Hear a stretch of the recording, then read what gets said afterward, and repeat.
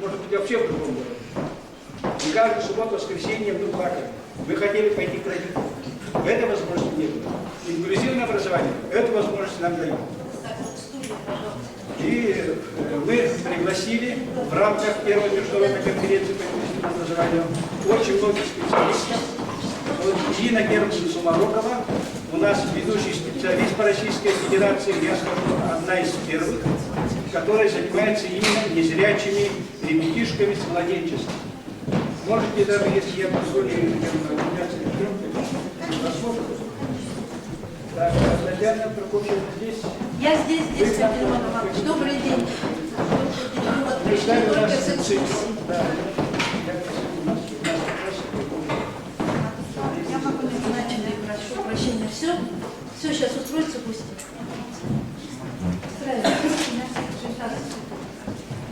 Все подошли. Все,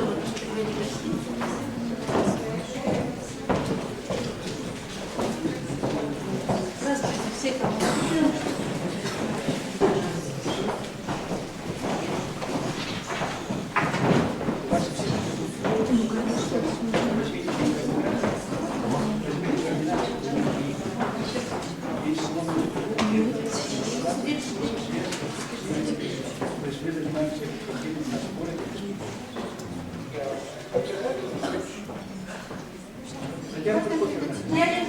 Вы откройте, пожалуйста.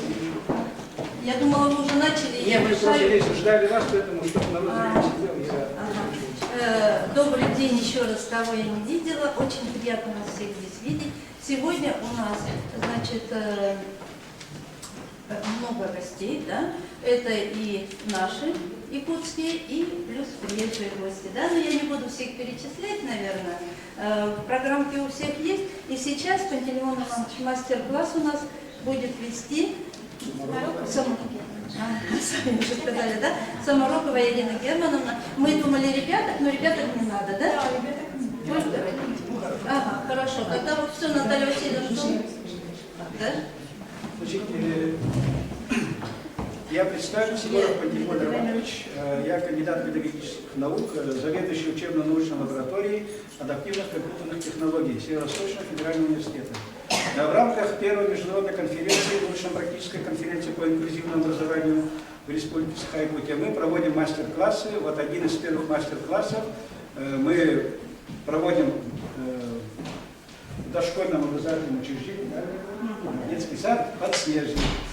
Но все вы знаете, что это детский сад, хотя вот вчера даже на пленарном заседании представитель Москвы говорила о этом детском саду, что он в конце 80-х годов создан, но он создан, как вам сегодня на экскурсии сказала, наверное, Татьяна Прокопьевна, в 1978 году.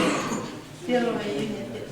И на базе этого детского сада мы уже в течение года стараемся создать федеральную экспериментальную площадку по внедрению непрерывной системы инклюзивного образования.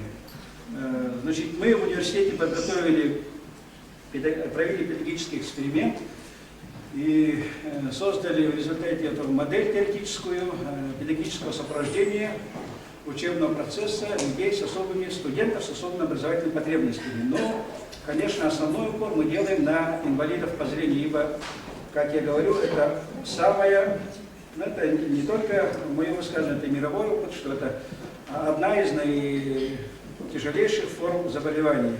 Вы со мной, даже не следующие люди, согласитесь, допустим, если у человека нет зрения, а с помощью зрения мы получаем 80% информации, то ему жить в этом мире очень-очень нелегко. И вот эту модель моя учебно-научная лаборатория адаптивных компьютерных технологий старается внедрить уже начиная с детского сада, как я сказал выше. Вот в течение года мы ведем здесь уже работу, подготовили проект программы, опытно-экспериментальная работа. Да? Сейчас у нас это на уровне нашего управления образованием, экспертный совет должен утвердить. И я буквально, когда готовился к этой международной конференции, со многими из приезжих вел переписку по поводу приезда и так далее, выходил на Министерство образования, мы приглашали Левицкую Алину Факоевну, но, к сожалению, она по объективным причинам не смогла приехать. И Терехина Ирина Олеговна, ее помощник, она сказала, что детский сад «Подснежник» с 2012 года планируется включить в федеральную экспериментальную стажировочную площадку с софинансированием нашей республики. Поэтому я вот буквально в эти дни, ну и Егор Афанасьевич Борисов предлагал аудиенцию, и вице-президент вот встречи, когда шел праймерис, наверное, знаете такое слово, да, праймерис, с общественной организацией была такая встреча, Дмитрий Евгеньевич Глушко, вице-президент нашей республики, тоже как бы изъявил желание со мной встретиться, пригласить на аудиенцию. И я думаю, что завтра, наверное, я к нему попаду. Именно вот по этим вопросам. Наша лаборатория разработала концепцию инклюзивного образования, о чем в докладе на пленарном заседании вчера слышали, наверное, представитель Министерства образования об этом говорил.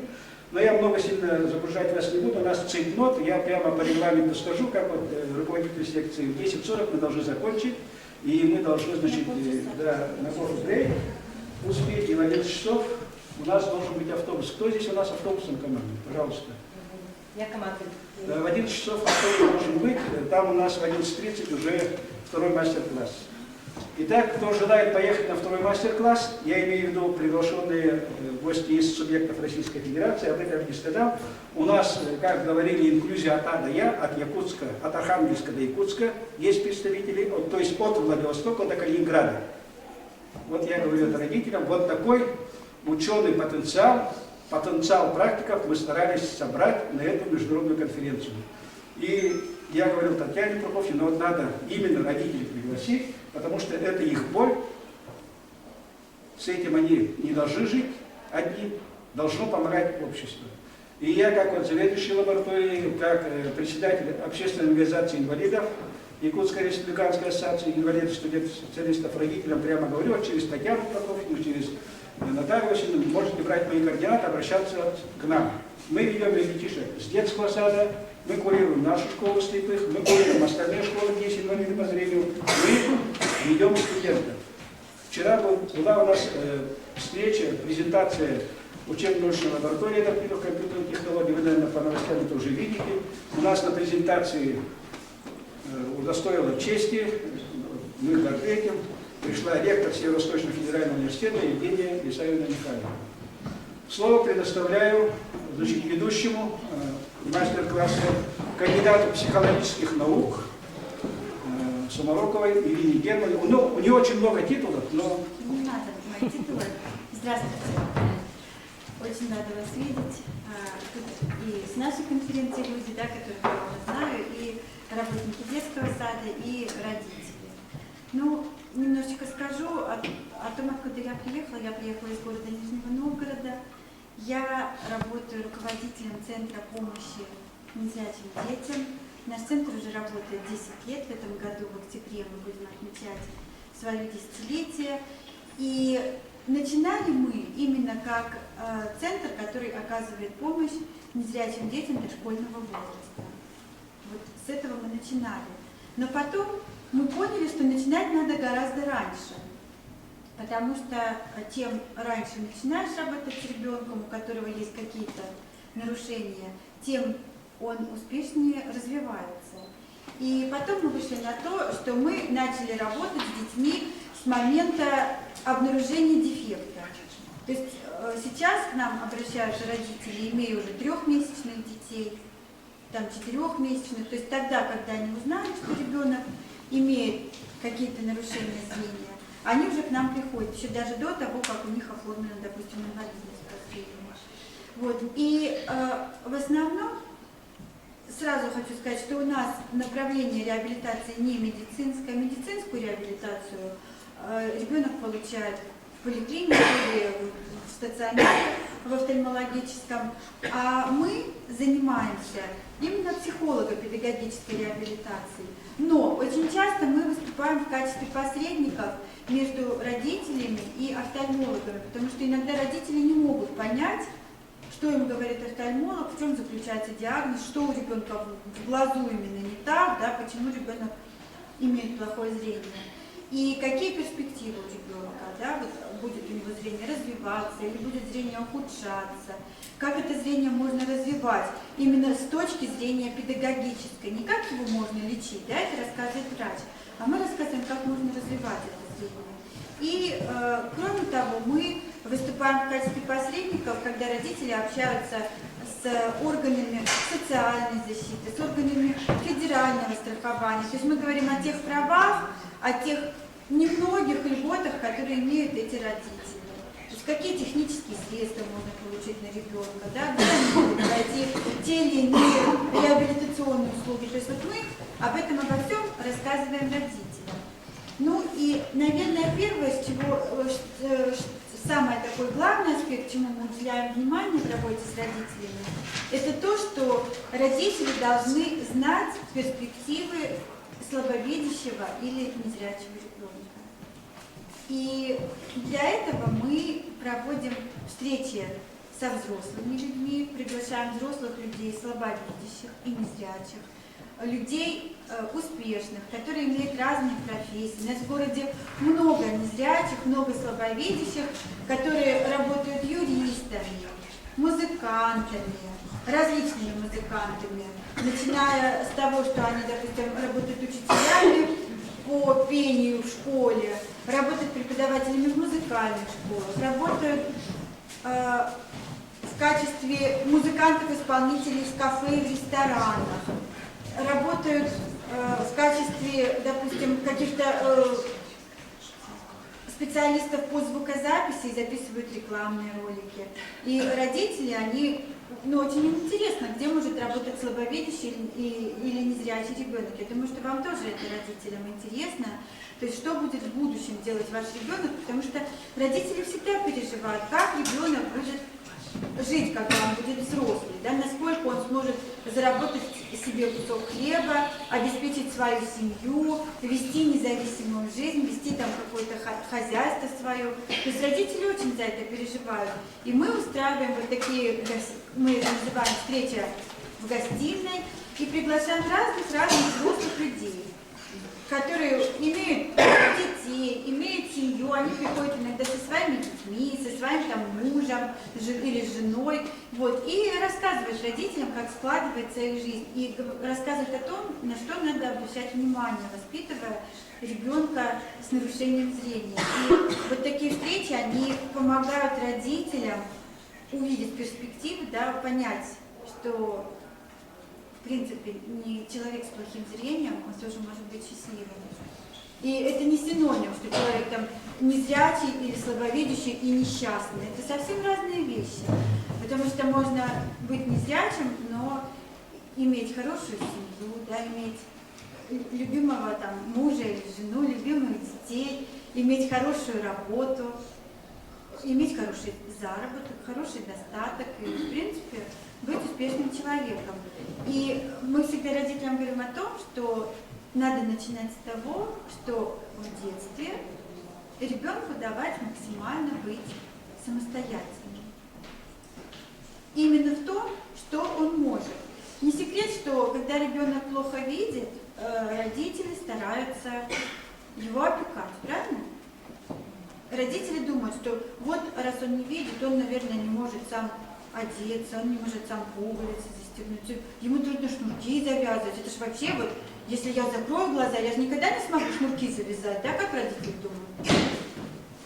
И мой ребенок, наверное, тоже не сможет это сделать. И они стараются делать максимум за своего ребенка. И получается, что ребенок многие элементарные вещи, которые должен бы он уметь делать, он этого делать не умеет. У нас в центр обращались дети, вот приходили мамы, приводили нам 5-летних детей, которые ели молоко из бутылки и ели немножко с ложки то, что им родители клали в рот.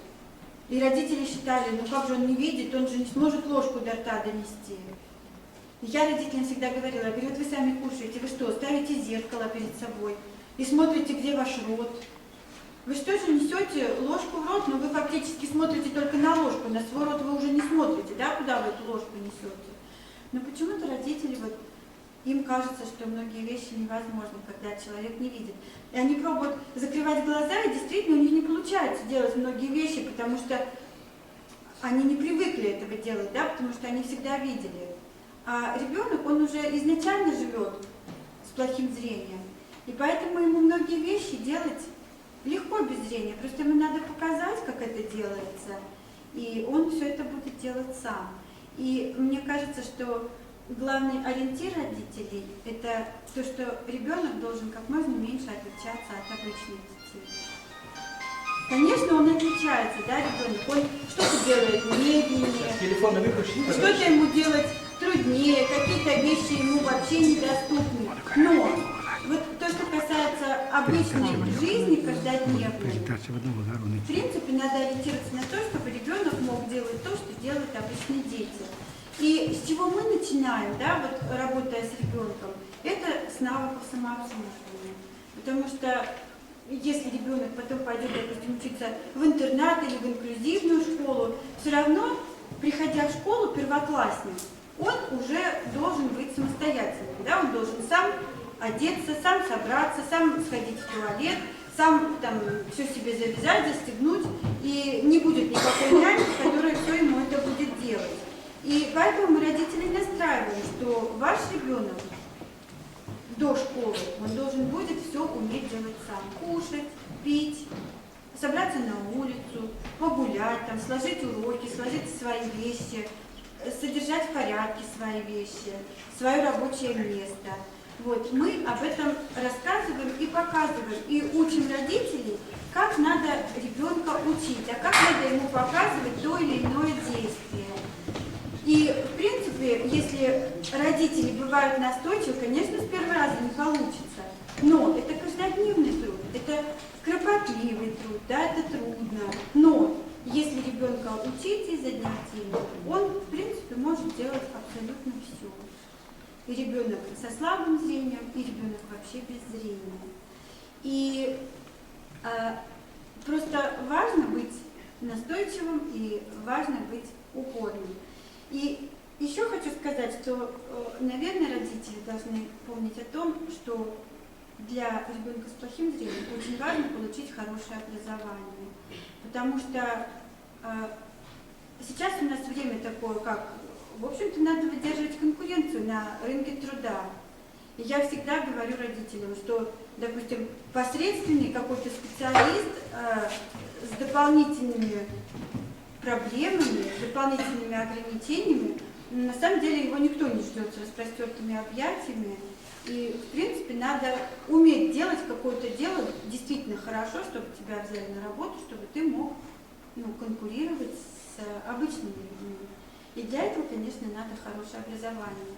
И важно заметить в ребенке то, что он сумеет делать лучше, чем другие. Может быть, у него есть математические способности, может быть, у него есть музыкальные способности, да? Может быть, у него очень хорошие руки, и он сможет сделать массаж людям.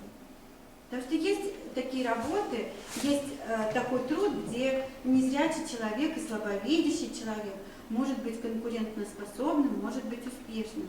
Просто надо правильно заметить в ребенке его способности, его склонности и вести его к этой работе, да, развивать это в нем. И чтобы он, подрастая, уже понимал, да, чем он хочет заниматься в этой жизни. Потому что у каждого человека есть свои склонности. И не бывает такого, чтобы у ребенка не было способностей. Просто мы не всегда можем их заметить. Мы не всегда можем видеть, да, что в нашем ребенке. Нам вот хочется, чтобы он стал юристом, а может быть, он всю жизнь мечтал играть на скрипке на самом деле. Да? Просто мы этого не заметили. Может быть, он был талантливым музыкантом, например, талантливым скрипачом. Или, может быть, я знаю незрячую женщину, которая делает очень красивые, уникальные картины. Даже в голову не придет, да, что слепой человек, она совершенно слепая. Она делает красивые картины, она рисует восковыми мелками, рисует пластилин, размазывает. И у нее очень интересные работы, по ткани она делает рисунки карандашом. У нее очень интересные работы, они выставлялись на выставке вместе с художниками, которые имеют хорошее зрение. И, в принципе, вот если смотреть на эти работы, даже не подумать, что это сделал человек совершенно слепой. Просто вот с ней очень много занимался ее папа, кстати. Он сам занимался изобразительным искусством. И вот он ей разные техники показывал, те, которые доступны для нее, где она может проконтролировать руками свой результат. Вот у нее очень красивые работы. И это не значит, да, вот если у вашего ребенка есть склонности, может быть, лепить, там, рисовать или что-то, вы не думайте, что если он плохо видит, значит, он этого не может делать. Пусть он это делает, может быть, он будет уникальным каким-то художником, если есть у него такой дар. Так что, мне кажется, очень много спортсменов, кстати. Вот, тоже хочу сказать, что сейчас развивается паралимпийское движение, и много спортсменов среди людей, слабовидящих и незрячих. Если у вашего ребенка хорошее там, физическое здоровье, если он крепкий, сильный, он может быть успешным в каких-то видах спорта доступных. И, то есть широко, очень широкое применение, где человек может себя выразить, незрячий. И вы не думайте, что он вот будет сидеть дома, да, и вам придется его до старости лет кормить, там, и что он ничего себе не сможет сделать. Это неправда. Просто надо заметить, что он сможет делать, к чему у него лежит душа, что ему интересно, к чему ему Бог дал там, таланты какие-то, да, способности. Вот это самое важное. Ну, а еще хочу сказать, конечно, в дошкольном возрасте очень важно, поскольку у вас дети дошкольного возраста, очень важно ребенка подготовить к школе, да, чтобы он все-таки учился в школе, мог хорошо усваивать школьную программу. И, наверное, здесь важный такой момент – это мелкая моторика.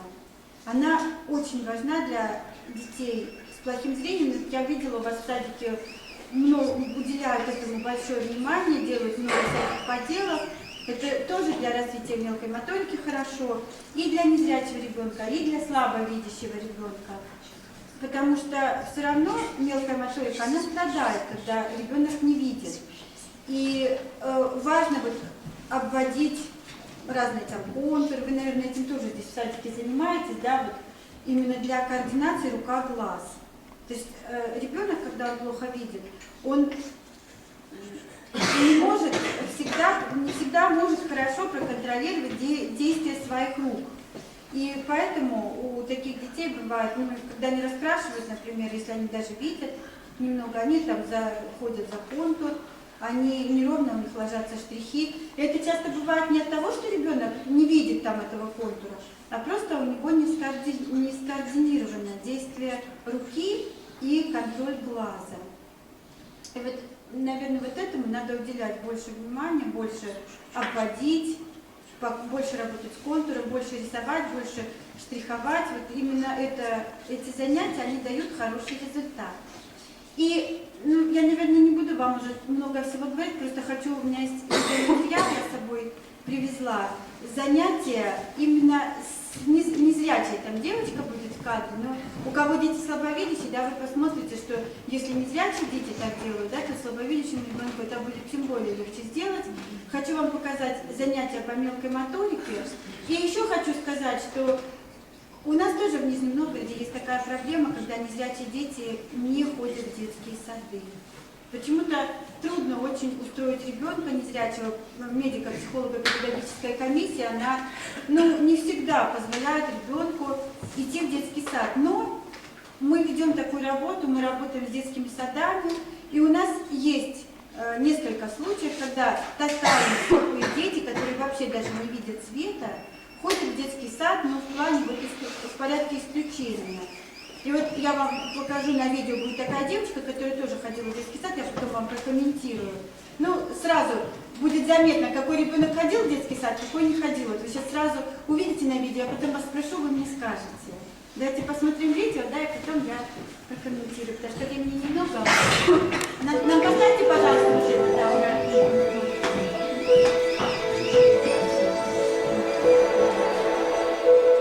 Развитие мелкой моторики – важная задача в раннем и дошкольном возрасте для любого ребенка.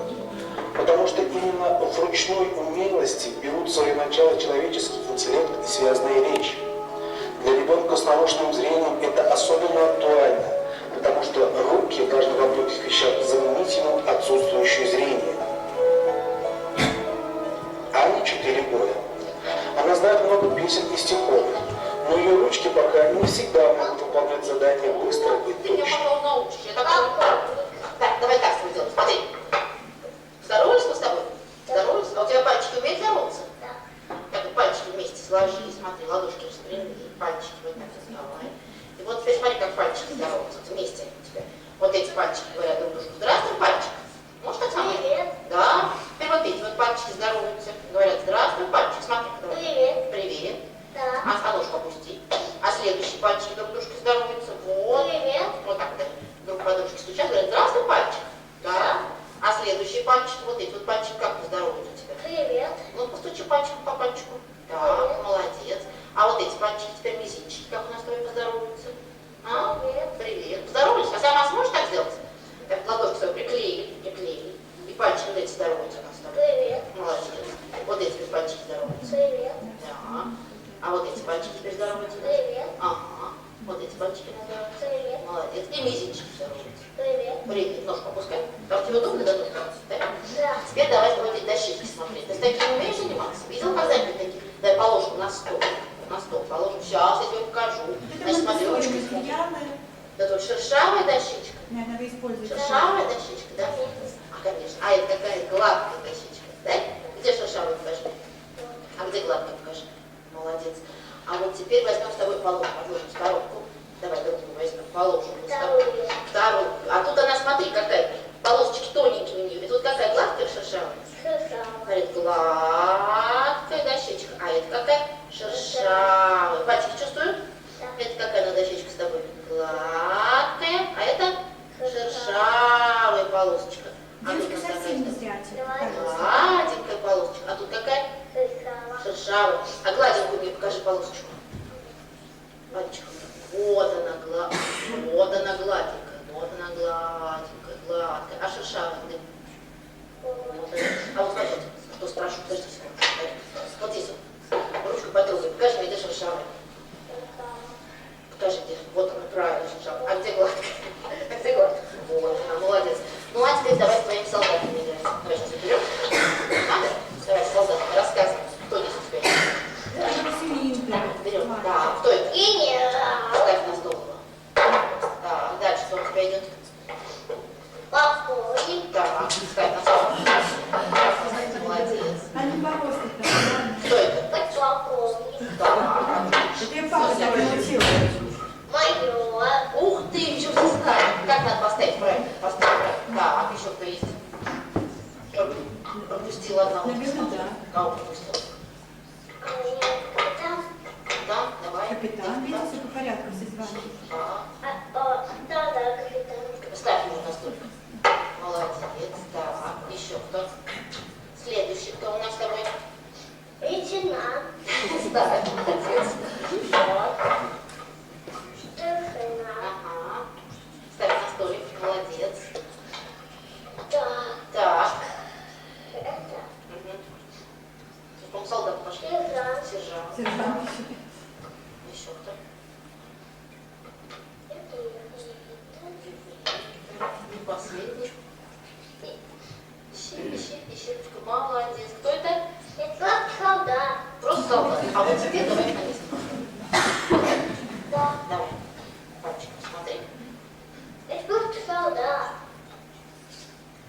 Да, молодец. Так. Еще, давай еще. Сержант, давай, мы с тобой левую руку.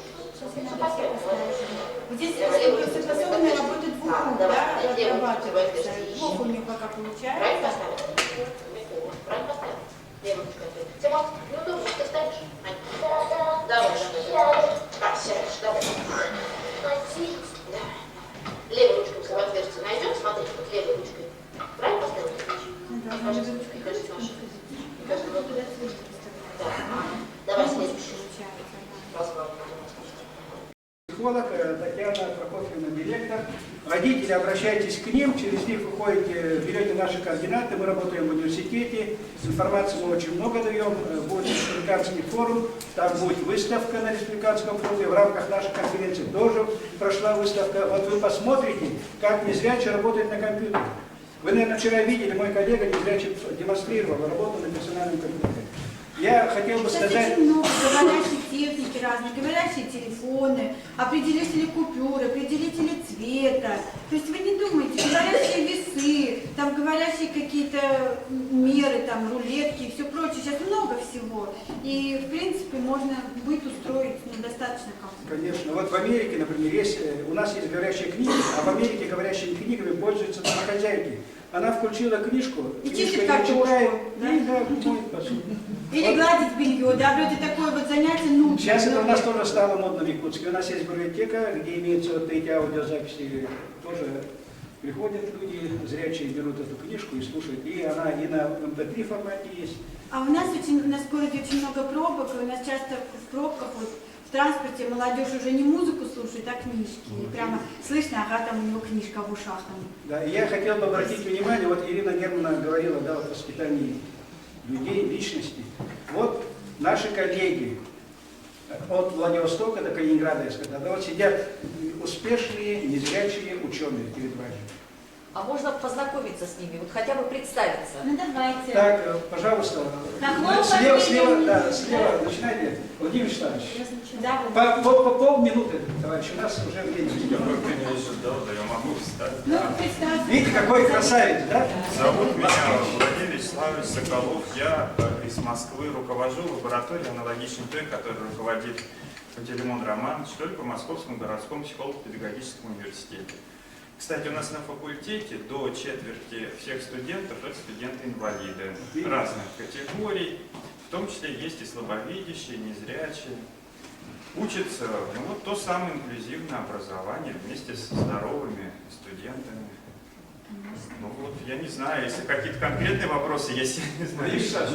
Так, еще дальше. Спасибо. Владимир Вячеславович пишет диссертацию.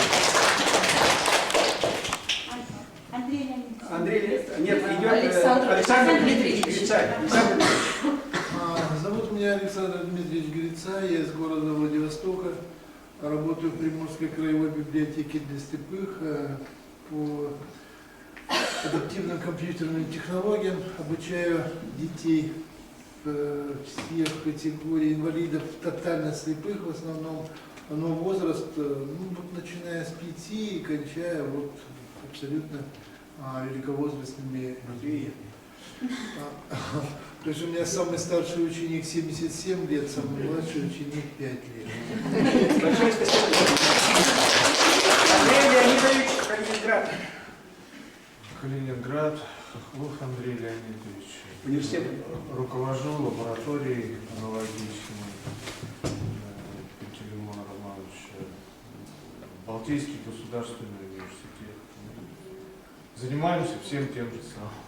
Большое спасибо. А еще можно я тоже скажу, я тоже Да. Извините, Надежда Александровна. являюсь руководителем региональной общественной организации инвалидов «Надежда» в городе Архангельске. И также наша организация занимается обучением незрячих и слабовидящих работе на персональном компьютере, игре в русские шашки. Проводим занятия по английскому языку дополнительные и также дополнительные занятия с незрячими детьми по математике. Я вам сказала, что я работаю руководителем Центра помощи незрячих детей, но вообще у меня еще есть основная моя работа. Я доцент кафедры реабилитологии в Институте адаптивной физической культуры. Вот, и я учу зрячих студентов. То есть я им читаю психологию, специальную педагогику, психологию развития, ну и другие дисциплины. То есть вот...